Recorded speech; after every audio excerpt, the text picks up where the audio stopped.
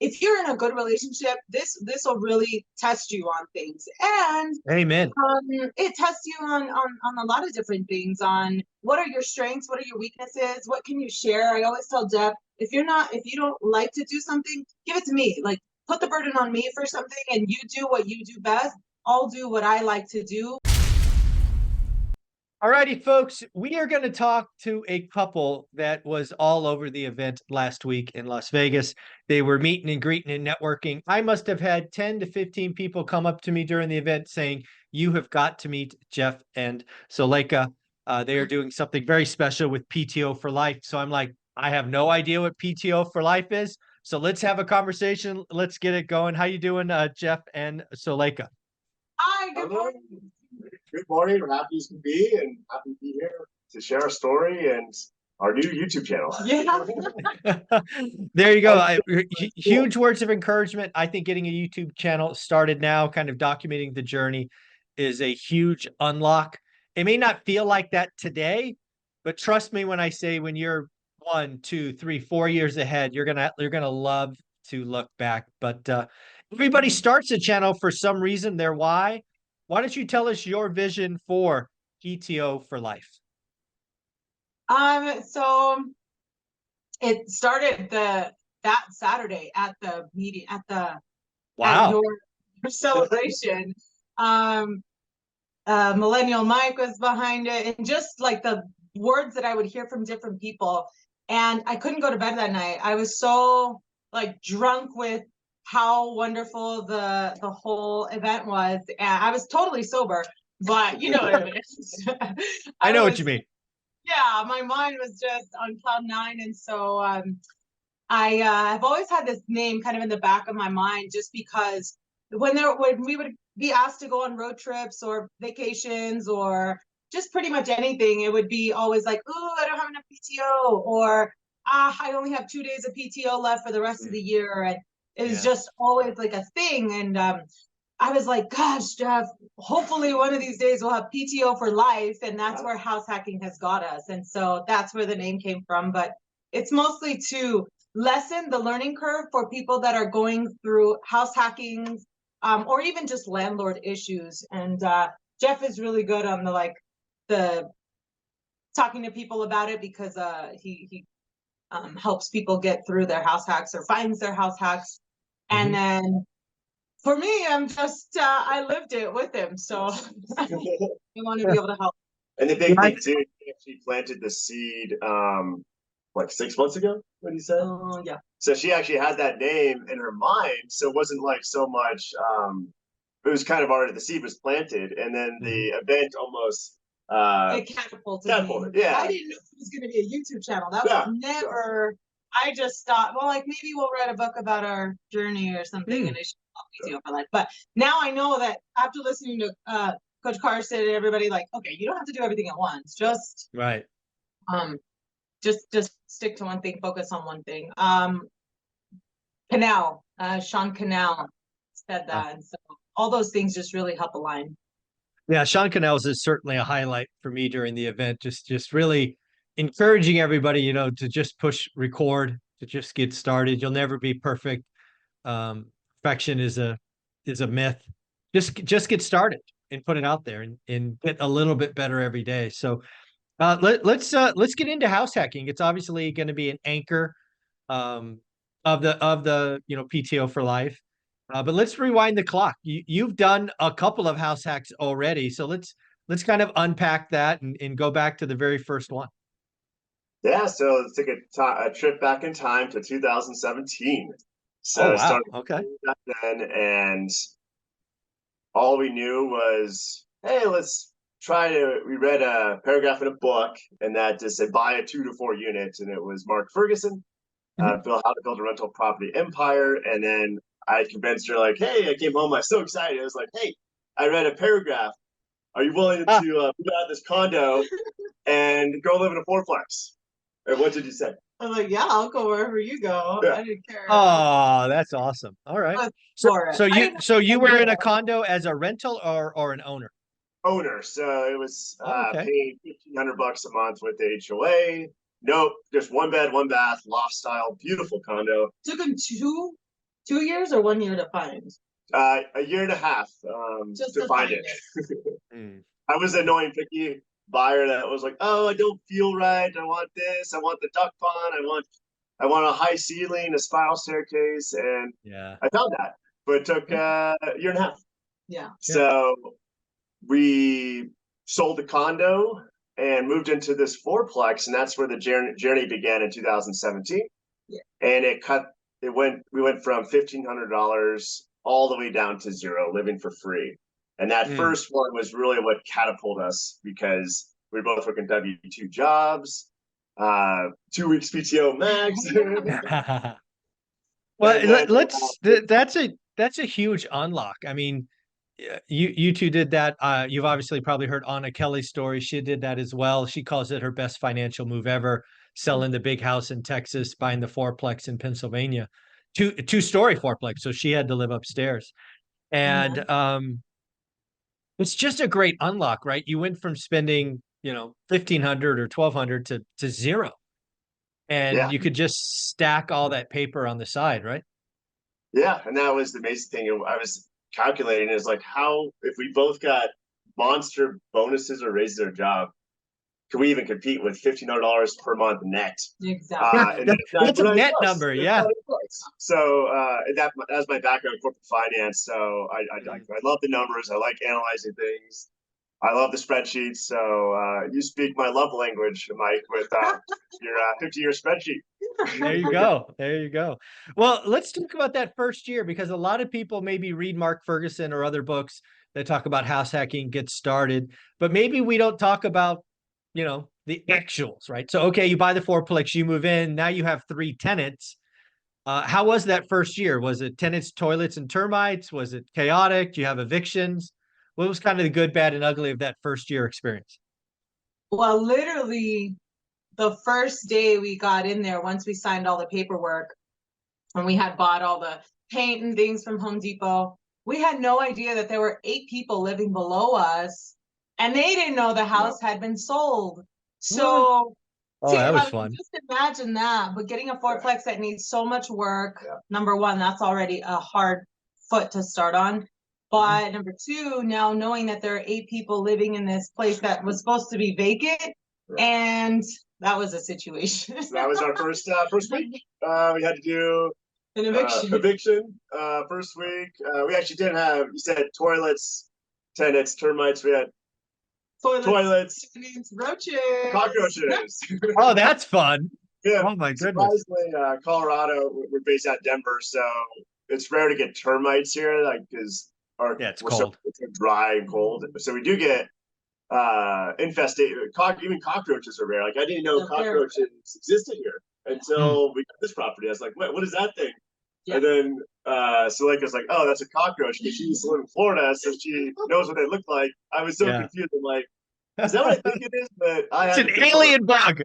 Nasty. So when I was, from the little bit we had learned, I thought, oh, let's do cash for keys so we can just get them out, and it just should work out. Well, when I went to go talk to them, and these were Spanish speakers, so Jeff said, just you handle it, Suleika. And that was the beginning of my whole landlording experience. You handle the hard stuff. So I told them, I said, look, we can give you X amount of money. I had a paper drawn out so they can sign it. And the lady said, oh, no, we can't do that. We just come here and stay for vacation. We don't even have a lease here. And I was like, what? And I was so confused. Like, what do you mean you come for vacation? Oh yeah, we just come for the summer and then we leave and we go back to our country. And I was like, oh, okay. So who has a lease with this place, with this owner? She goes, no, we just pay him cash. He comes by and picks it up. Well, he's no longer the owner. So that's where I really had to put my foot down and say, okay, well, you guys need to go. Right. They couldn't take a check because they're technically not even supposed to be, renting or anything here in the States. And so that was the thing. 2 dumpsters full of things, because when they left, they said, oh, none of that furniture is ours. It's just been there. So we just use it. Right. Crazy. And that was the kickoff. Everything else got a lot easier. And that's what I hope for other people too, to lessen that curve, to really push forth that you should go and do a walkthrough when you're getting a fourplex, even a single family. There could be some squatters in there, and so that's really important, and that'll help you. And looking back to the mistakes we made, it was way harder than it had to be. That was the big takeaway. Like, we learned a lot. We learned more in that first year, and we still, because we house hacked, that's how we were able to overcome that obstacle of all those problems we had. But we great education, and like no book or podcast could have prepared us for that. Yeah. But you sometimes have to take that leap to go all in to be successful, because we learned that first year was this incredible learning experience. But looking back, it was there were some things we could have done differently, like due diligence. Make sure you get all the leases in writing. Make sure you do a walkthrough of all the units. And that's where we just kind of just trusted our realtor. So he just made it sound like, oh yeah, just you move in, you'll close, you introduce yourself, get the lease. And then we just took his word for it, because we were so junior. Yeah. And we said, oh, he's 30-year experienced realtor, and we just folks, do your due diligence. Another example of a realtor just pushing a transaction through. It really could have ended badly. But you fought through it. You fought through it. How long did it take? Because again, it sounds like you bought a fixer, so you knew you needed work, not only this unit, but likely the building. How long did it take for you to kind of get the building, right or to your expectations? Yeah, so we didn't move in because of that cockroach infestation for about 2 months. Yeah. So we had professionals come exterminate, spray it, all that stuff. They got rid of it. But we did repairs on the unit we were going to live in, and the unit below us once we got those tenants out. And then we inherited these tenants, 2 tenants in the back, and we just renewed their leases at market rent. So that was the nice thing. It was like break even before we moved into the top. Oh, wow. So it wasn't so much, it was just totally vacant and we're doing everything. It was just 2 units we had to really focus in on. So once we got the bottom unit rented at market, and then we kept the 2 in the back, we moved in, and that's when we were basically pretty solid, but took us a good 3 months to get 4 months to get everything stabilized. My sister's basement for those 2 months. So it was very kind of her. Yeah. Thank you. Shout out family. Yes. All right. So you get, go ahead. Oh, and then we basically got through all that, and we were prepared to buy basically 11 months later. Wow. All right. So again, you get into it, you prove it works, you're living for free or nearly free, and you're like, hey, let's do it again. So what were you looking for this time? So a fourplex the first time. What next? Next, I think with all of like the fourplex, that was a little overwhelming. And the more research Jeff would do, he thought, what if we find a single family instead of back then when you had to put 15 to 20% down for a multifamily? Sure. He thought, what if we do a single family that maybe has a separate mother-in-law or a carriage house, ADU? I like it. That. Yeah. So he said maybe we can live in one room, rent out the other rooms and the carriage house with a separate mother-in-law, and that was exactly what we found. So that was really cool. We've tried pretty much every strategy there is. So, that one was it was nice. Yeah, so it was the opposite. So it was unofficial duplex, but with the right zoning to allow for renting like 2 units up and down. And that one was way more move-in ready. So we were able to get a tenant much faster. So we moved into the basement of that one and got a tenant upstairs. And that thing was really stabilized. And that 1 to 2 was incredible, because we moved out of the unit we were in, that fourplex, and moved into this one. And we also enhanced the returns of the second one because we rented rooms. She was like, as long as I'm okay if you share a bathroom, but as long as you come home, everything's okay. Yeah. So that's fine. I'd go to the gym and take showers. Sometimes I didn't want to take a shower in the house. But it forced me to go to the gym, so it was a blessing in disguise. I like how you turned it into a blessing. That's very nicely. That's a nice mental trick, because a lot of people look at that as a hassle. Oh yeah, no, it was helpful. And then Dion talks about the income snowball, and one, we moved out of the first one, and that was like about $800 a month after moving out. And then the Wow. one we moved into while living there, mind you, and having roommates, $1,000 a month. So now we're living for free and getting $1,800 per month on our second. That's what we're starting to feel like, holy cow, we're keeping our jobs, and just moving. And now we found like, okay, this property, this type is the difference. And these single families with mother-in-laws, there's a lot more.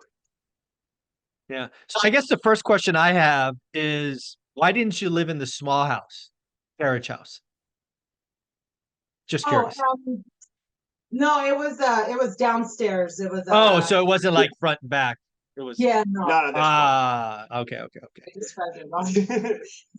Yeah, that's a future one. This one is just a house with a walkout basement, separate entrance.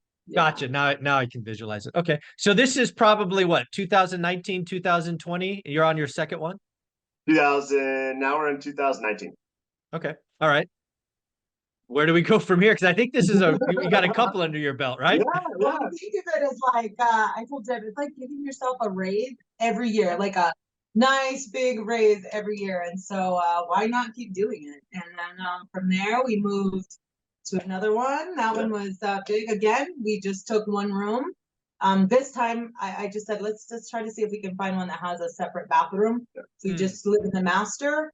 I'm cool with that. Let's do it. And we found one. Yeah.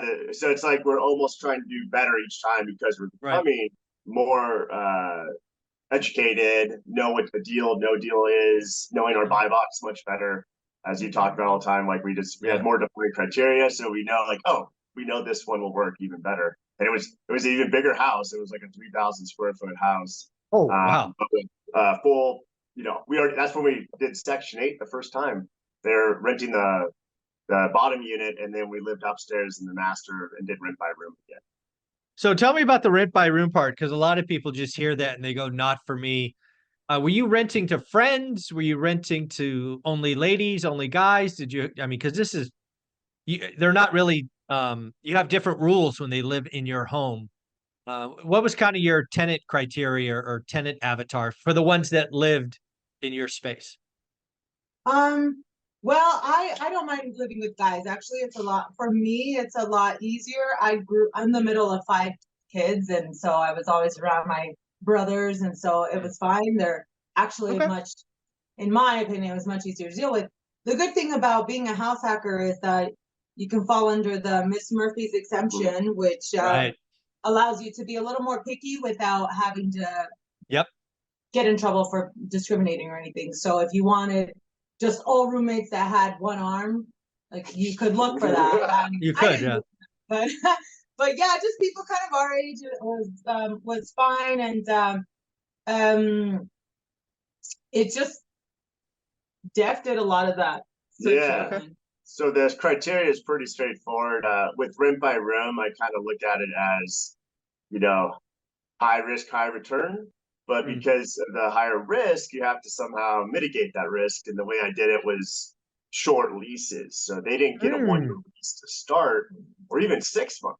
We started every single person. I don't care if they had a 780 credit score, perfect credit, $200,000 job, or worked at, did Uber driving and making, $20 an hour. We treated them all the same. They still had to pass the, no felonies, bankruptcies, evictions, of course, and 3 times income to rent, but we did 2 to 4 month leases, and now allowed us to kind of be our insurance policy just in case this person is, starts off. It's like a trial period, and that's what we did for. That's the main screening thing we did for rent by room.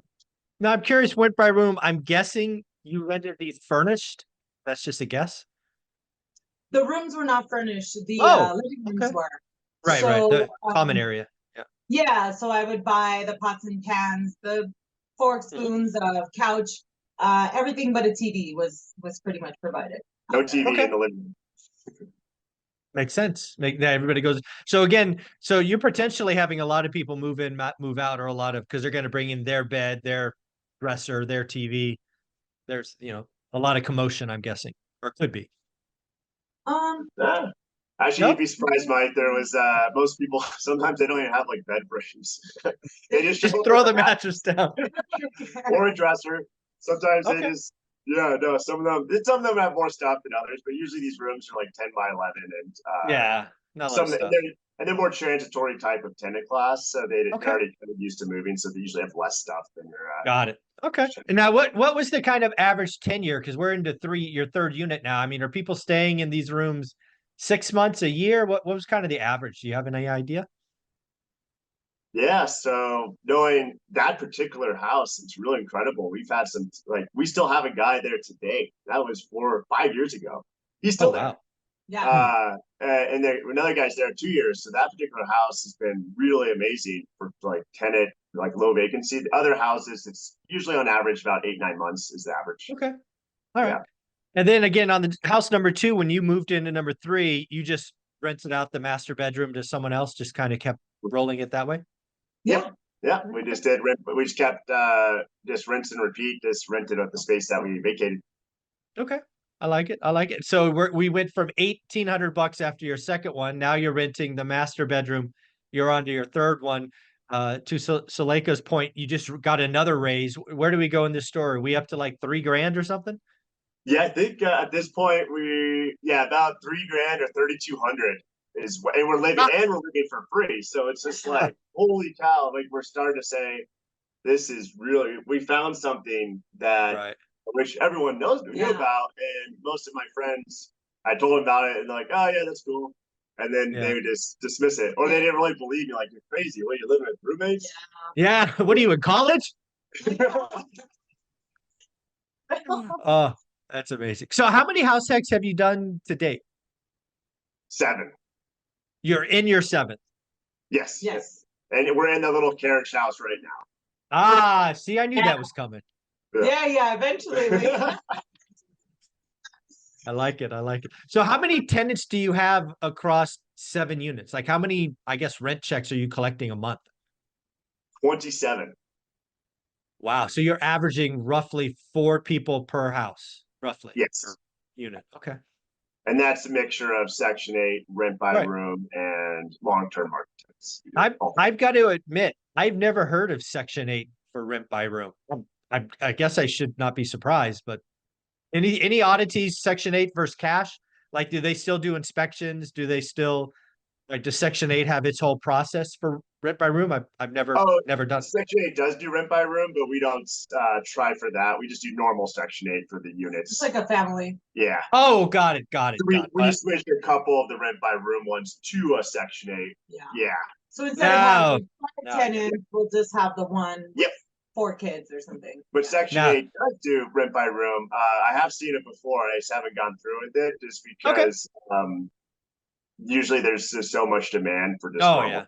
Like I don't need the extra 2 weeks of it could be the same as a normal Section 8. Yeah. Okay. Yeah, that makes sense. So so you're into this. Wow. So you started at 18. What is it? 2024. You're in your 7th.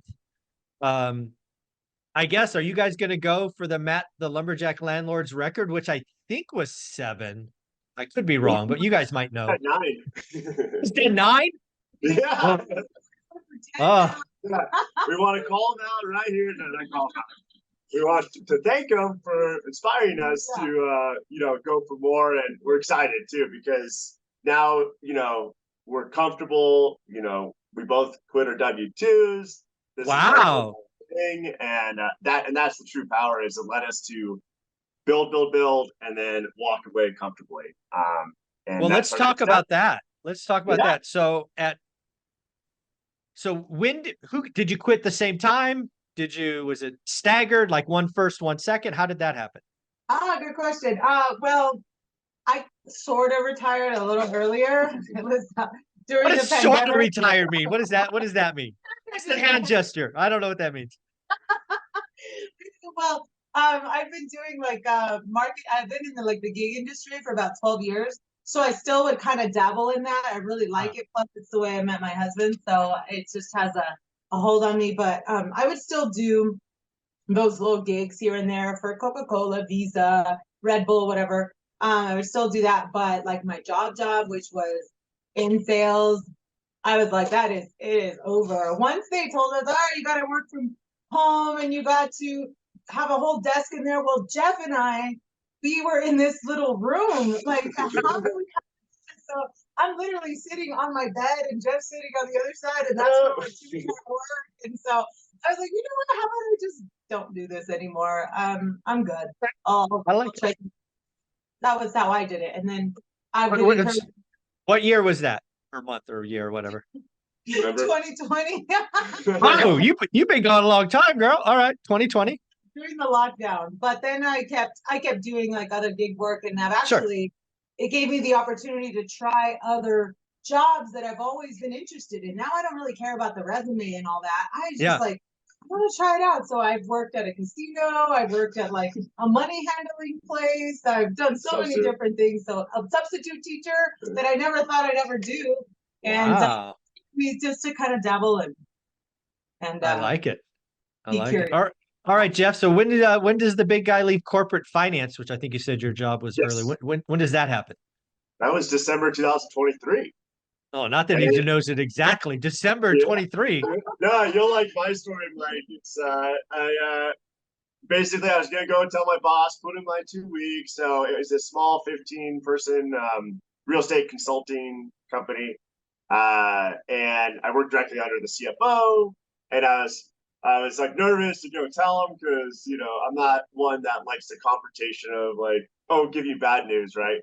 So Yeah. I talked to Suleika. She's like, okay, got this. Here's what you're gonna do. 1, 2, 3. Here's what you're gonna say. And then it's one of those jobs too. You work 8 to 6, like never gonna leave early and all that, and always 2 weeks PTO. That's it. And I go in there to my boss, all amped up, ready to give him my 2 weeks, and then he's talking to the CEO, and basically he says, "Jeff, you've done a great job this week. You could head out early." So I just leave. I just split, and I don't say anything, and I call Slick and said, "Yeah, I choked. I didn't actually complete the job." So then it takes me. I go in there for a couple more weeks, and then already checked out. yeah. And then her brother asked her, "Is like, what did he say to you?" He's like, where's Jeff? I was like, he's at work. And he goes, I thought he quit. No, I don't even know why he's showing up. I don't know. It just like building up the nerve to do it. The boss wasn't a very nice person, so I could see how it kind of had a hold on him to where he didn't want to disappoint him and kind of felt bad. And I told him, there are sometimes some bridges that you do that it's okay to burn because it helps you get to the next place that you want to go, and you don't have to look back, and you don't have to worry about, oh my gosh, is he going to give me a good reference? Is he not? I said, Jeff, why are we doing this then? So you can go back to work? No, we're doing, why are we sacrificing? We're doing it so that we don't have to look back. We don't have to go back to work. And you did it. You did it. I finally pulled the trigger, and I was there a little longer too because I had a lot of snacks, Mike.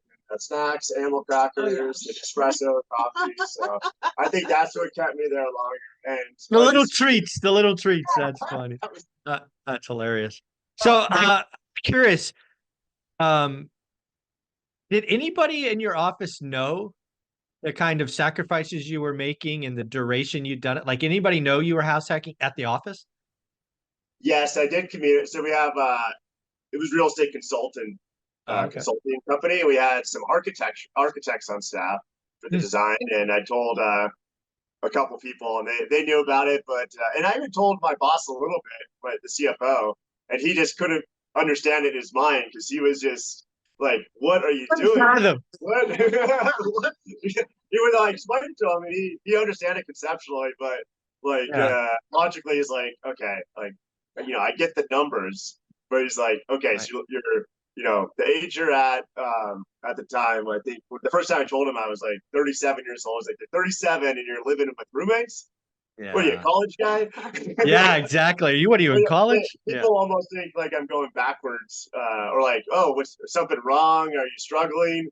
They have to live with a bunch of roommates. So it's like almost telling people like, no, we're fine. If anything, we're better. We're better than fine. Yeah. And that was it's like a different language. And that's what I appreciate about your channel a lot too, is that people and the conference, the most amazing thing is you're talking to people speaking the same language. Yeah, that's amazing. So let's put the cherry on top. So you're in this since 2018. You're in your 7th unit. You're now in the back of the carriage unit. You both have retired. You do a little side work for fun, not because you need the money. What are we talking, like 8 grand a month net, 7,500? Where are we at in this picture? Yeah, as of today, it's about 9,500 per month net after net cash flow. And no mortgage. You're living for free. And we're living for free. Yeah, we got the front tenant in the front house over here paying. Yeah, actually, we're living for free and a couple $100. Yeah, we're living at ADU. So. Yep. So I just want people to realize, right? This is all possible. This is all you can do this. Yeah. Right? Yes, you're going to be uncomfortable. Yes, people will make fun of you. I got to tell you, if I was, I'm guessing roughly 40-ish, given you said you were 37 before. So I'm 40 now. So I'm guessing she's not. I'm just guessing. No. She went like this, look over there. I'm going, okay, I know what that means. So again, 6 years of sacrifice. You guys were in this together, clearly. I mean, since you had this, conversation in Spanish with the 8 tenants in the fourplex to now in the carriage house, you've been together even during the shutdown on your bed. I mean, tell people how that works, because you've been through stuff that would likely stress most couples out, right? We're talking 6 years of roommates and hassles and roaches and squatters and, all of these things. How do you guys, it seems to me, outside looking in, you're more connected today than maybe you were 8 years ago, but maybe I'm wrong. We started house hacking like 5 years after we first met, after we first started dating. And I knew I wanted to just hang out with Jeff for the rest of my life. I would say love does conquer it all. But at the same time, it actually does bring you together, really, because if you're in a good relationship, this will really test you on things. And Amen. it tests you on a lot of different things, on what are your strengths, what are your weaknesses, what can you share. I always tell Jeff, if you don't like to do something, give it to me. Like, put the burden on me for something, and you do what you do best. I'll do what I like to do, which like Jeff typing and spreadsheets, that's all him. He's a freak in the sheets. Pun, no. Wow. I really should. It's a spreadsheet, but it is great and even just keeping it going. If you're a yeller, for example, like if you're yelling at each other all the time, it'll make you quiet down real fast, because you're living next to your tenants. You don't want your tenants being like, Jesus, like these people are yelling at drama there. Yeah. Exactly. So you learn to talk through things even when it can be difficult, but that has actually really helped with communication and whatnot. Jeff is the really like sweet, chill one. I'm a little more rough around the edges, so it's really helped me just be more calm and in situations where sometimes I'm like, no, this tenant cannot be doing this. Like, what's going on? And so it's worked out. So it's definitely good. The 7 units, like, are they like within a 20-mile radius, or what are we talking?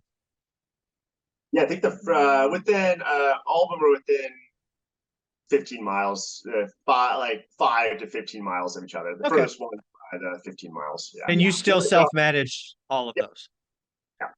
Okay, we I had like to try the spot manager for a little bit, but they just don't treat it the same way. No, of course. Yeah. That makes we perfect don't have sense. Any kids, but these houses are definitely our babies, so I take care of them. Yeah. Well, let's actually have that conversation. So again, married couple, no kids. If you were to have a kid, do you think that would have changed anything in the journey?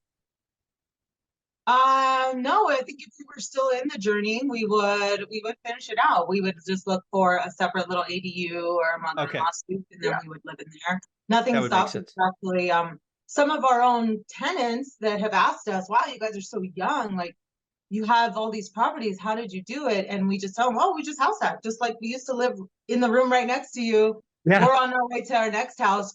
And it's actually motivated them. They have probably never picked up a real estate book, but they see that what we're doing and it's inspired them to do it. There's a tenant that just had a baby. He's currently on his second house hack.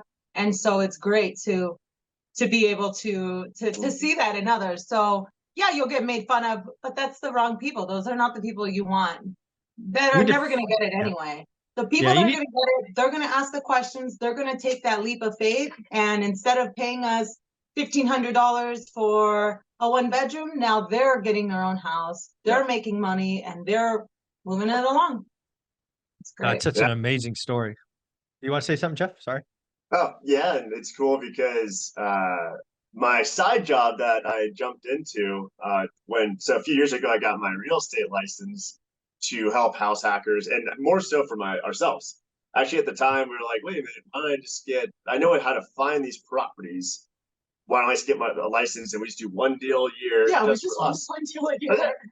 And basically, it was very simple to get the license. It's not that hard. And I was able to leverage it. And then weirdly enough, it turned in from a side hustle just for ourselves. And then now I give people like house hackers, investors, some of the tenants turn into clients. It's like so amazing, like so unexpected, basically. Yeah.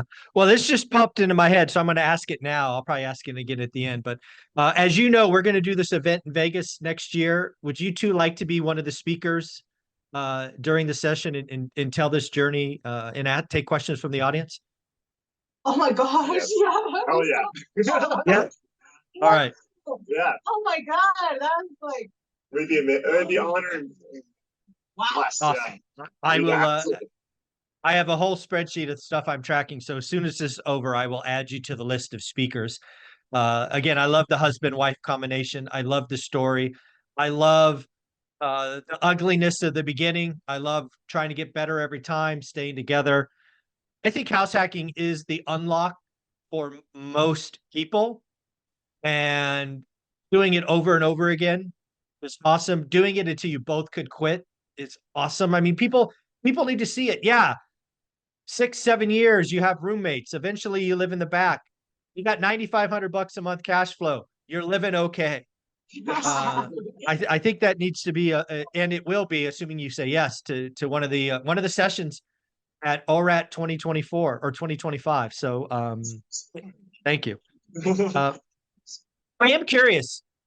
You obviously sacrificed for a long time. Quitting is amazing, which is very cool. But have you like taken a vacation or a little treat that you've rewarded yourself with for 6 or 7 years? Is there any story there that you've kind of rewarded yourself? Oh yeah. Even throughout the journey, any little wins, like when we would buy the house and we would get it all, like all the houses, the rooms rented, we would like treat ourselves. We'd go out for like a nice dinner or something. We would, just whatever. Like we did not want it to feel like a huge sacrifice. So it's been fun along the way. It really has. And we didn't go super, super frugal. We did cut out some things here and there, but that was just like I bought a shirt from your site there that says "Stop buying stupid shit," and like I stopped buying stupid shit. And I bought your shirt, by the way. So I saw that. Yeah, I saw that. Thank you. I saw that. I'm like, I think I'm talking to her. Yeah. But just stuff like that, though. Even now, yeah, we've gone on actually our second honeymoon that we went on. So we've been taking cruises. So even on cruises, people look at us kind of like, what are these young people doing here? Olivia and I love cruises. Where have you guys gone? I love to cruise. We've done, I think, 20 of them. Wow! So, wow! Yeah. So where have you gone? So in South America, Caribbean, Caribbean. like the Central Caribbean, Southern Caribbean, South America, Central America, and we want to do our next one, maybe Europe.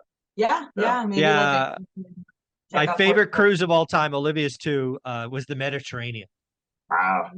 Just every island is different. Just a great experience. Although don't go in August. It's really hot in August. Oh, good to know. Don't go in August. So let's kind of bring this home. Somebody watching this is thinking about it. They're in a relationship. how do you start? Like, how do you start that conversation? Jeff reads a paragraph in Mark Ferguson's book, brings it home to you. I mean, how should somebody start that conversation with their significant other? How should they? Well, I got caught off guard, really. I just said yes. I literally just said yes. Jeff could have invited me to go join a cult with him, and I would have said yes. Luckily, real estate instead, and it's really given us some great benefits along the way. But really, it's like, okay, mate or person that I love. I would love to spend more time with you and not be at work all the time, or I love to spend more time with the kids and not be at work all the time. How about we do this for whatever their number is? Maybe they only need $8,000 a month. Maybe they only need an extra 5,000 a month.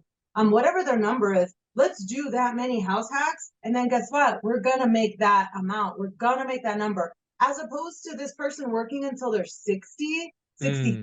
Some people in their 70s I see working, and it just breaks my heart. I'm like, gosh, that could have been us, but it's not going to be, because we're already done. And so anything we can do to get the word out and say, yeah, do that 5-year little sacrifice. If you love your job so much, you can still do it. It's not going to stop you from doing your job, but it just gives you more options. It gives you the, like Dion says, now you have the option. Do I want to work or do I not? Yeah. And, so again, he's the freak in the sheet. I just love that quote. You guys got to like clip that. Spreadsheets, but that's where my mind went, but that's okay. Just I guess I'm a guy. Anyways, so did you have that plan like in 2018? Did you already know it would take 6 years and 6 house hacks, or was this more of, hey, we'll just do one at a time? Or did you have that spreadsheet that said, hey, here's our journey? My original one, because I didn't know at the time, right? I didn't even know Bigger Pockets, because I didn't know your channel was around. I just kind of went off that paragraph and just went all in and take that risk. Because I was like, holy cow, this could change our lives. And my original plan was buy 10 fourplexes with FHA financing and get $500 a month cash flow to hit 5K. That was my original plan. I was like, we'll move once a year, 10 times, and we'll get there in 10 years. So I kept it really simple. I'm like, $5,000 a month is really life-changing at that time. And, you know, $5,000 a month, no housing expense. That's the key. $5,000, no housing. Yeah. And then it obviously changed after the first one. I was like, okay, we're not going to do the fourplex. That's again, that's, I love the fact that you had a plan, a vision. I love that it seems like you were both signed up and ready to do 10 years, right? That takes commitment. But also you refine the model, right? You weren't stuck to it. It's like, this is going to be fourplexes. It's like, what fits us? Like the first 3, you were tinkering the whole journey. That's pretty amazing. So shout out to you two. Thank you. Thank you. Yeah. Pivoting is helpful. Yeah. And not going after too many things. Is just kind of sticking to that. House hacking is a cheat code to Weldon. It is. Absolutely. So let's talk about the channel. PTO for Life gets spun up at the event. What can people look for on it? What's the schedule? When can people expect content? You're now speaking at the event in 2025, so that's cool. What's going on? Oh, cool. Well, just like I jumped into real estate is how I jumped into YouTube. So before you roll, that's me too. I'm like, we're in. Let's go. Yeah. So I'm right now. I'm just kind of throwing in the little shorts, little conversations. Actually, we were at dinner, and one of our previous tenants, who is now a house hacker on her second one, she was at my mom's house because she's dating my brother, and so she was just telling us, oh yeah, there's this thing about my tenant, and I was like, can I tape that? Like, this is such a great conversation. I would love to share, even if it's sometimes good, sometimes bad experiences, but it's so good to share that. Like, this speaks to the power of screening your tenants really well before you get them in your house. And so those learning experiences. So I want to put that out.